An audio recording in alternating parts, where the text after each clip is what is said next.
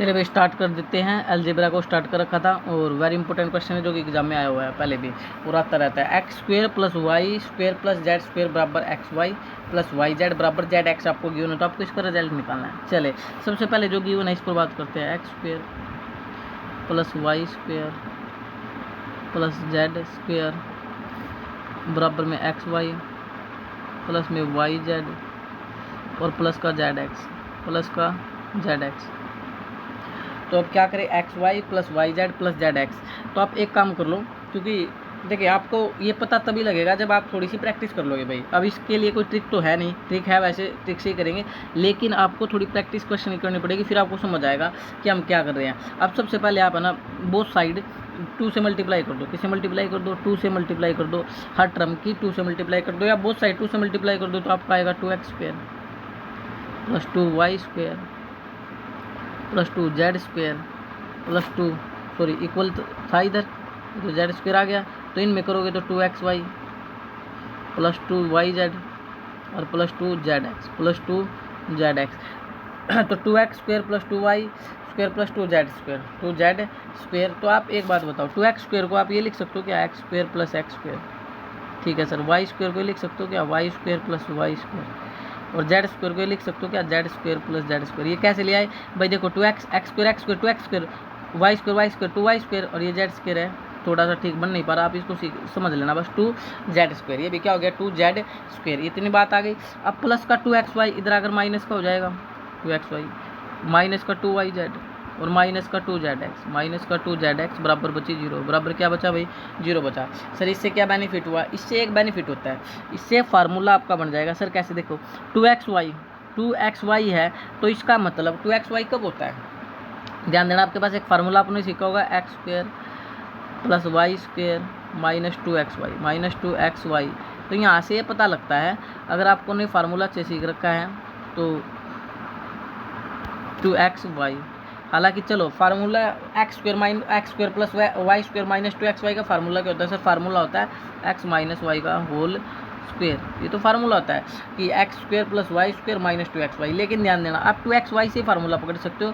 2 तो फार्मूले का, तो यहाँ पर जो 2 के बाद बची वैल्यू x बचा, तो आप डायरेक्ट a की वैल्यू x है और b की वैल्यू y है, तो x माइनस वाई का होल स्क्वेयर होगा, x माइनस वाई का होल स्क्वेयर होगा। तो यहाँ पर डायरेक्ट ये चीज़ हमें पकड़नी है कि यहाँ पर ये हमने देखा कि सर 2xy है। क्या है? 2xy है।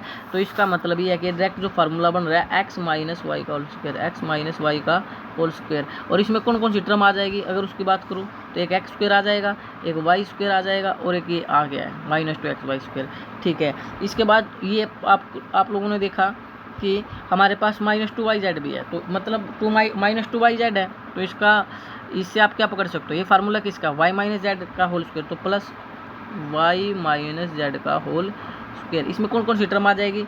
सर ये एक तो ये वाई स्क्वेयर प्लस एक जेड स्क्वेयर और एक माइनस 2yz, ये हो चुका है। इसके अलावा पकड़ो, इसके अलावा अब क्या बच गया? Minus 2zx। तो ये क्या फार्मूला बनेगा? प्लस जेड माइनस एक्स का whole square. Z minus x का होल स्क्वेयर बराबर तो 0 पड़ी हुई है, तो इसमें कौन कौन सी टर्म यूज हो जाएगी? एक तो एक्स चाहिए आपको, ये रहा x, और एक चाहिए z, ये रहा z, और एक ये आपका आ गया माइनस 2zx। तो सारी टर्म देखो आपकी यूज हो चुकी है। यानी कुल मिलाकर अगर मैं बात करूँ तो एक फार्मूला आपको देखने को मिलेगा, x माइनस वाई का whole square plus y minus z का whole square plus z minus x का होल स्क्वेयर इक्वल टू 0।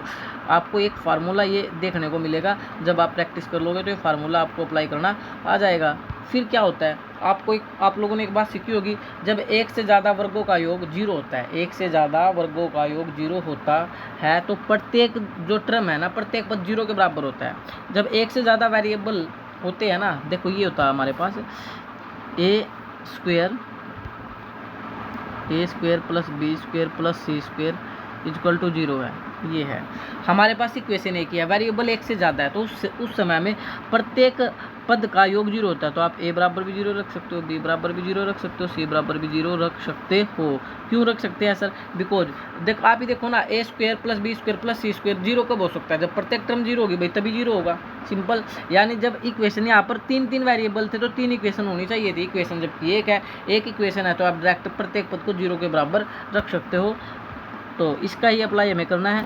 तो अब आप क्या एक से ज़्यादा वर्गों का योग क्या है, 0 के बराबर है, तो प्रत्येक पद क्या होगा, 0 के बराबर होगा। तो x माइनस वाई क्या हो गया सर, 0, y माइनस जेड भी क्या हो गया, 0, और z माइनस एक्स भी क्या हो गया सर, 0। तो x माइनस का उधर जाकर प्लस, x बराबर y माइनस जेड, y भी उधर जाकर क्या हो गया सर, z, और z माइनस का उधर जाकर प्लस। तो यहाँ से आप क्या देख पा रहे हो, हम देख पा रहे हो सर x बराबर y बराबर z हो गया, x बराबर y बराबर z हो गया, मतलब तीनों वैल्यू आपस में बराबर है। तो किसी के भी बराबर रख दो, 1 के बराबर रख देता हूँ, 2 के रख दो, 3 के रख दो, जिसका मर्जी आपका मन करे उसके बराबर वैल्यू रख दो। तो x बराबर y बराबर z, तो मैंने 1 के बराबर रख दी। अब क्वेश्चन बिल्कुल ईजी हो चुका है। तो इसका मतलब क्या है सर, x बराबर y बराबर z यानी 1 है वैल्यू, तो आप इनकी जगह 1 यूज कर दो। तो 7x की वैल्यू 1 आ गई थी, प्लस 3y की वैल्यू भी सर 1 आ गई थी, माइनस 5z की वैल्यू भी 1 आ गई थी, अपोन में 5x की वैल्यू भी क्या आ गई थी, 1 आ गई थी, है ना। क्योंकि तीनों वेरिएबल बराबर थे, तो 7 एकम 7 प्लस 3 एकम 3 प्लस माइनस 5 एकम 5 बटे 5 एकम 5।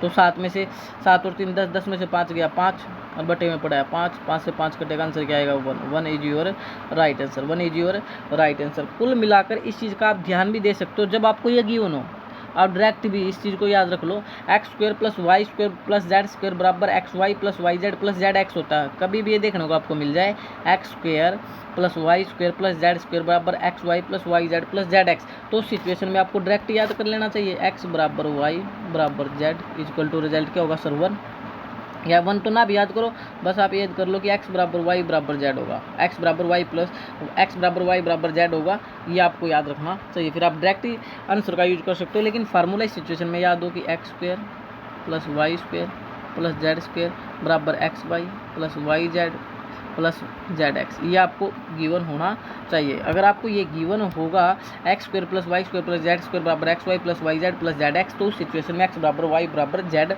होगा। चले, जय हिंद जय भारत।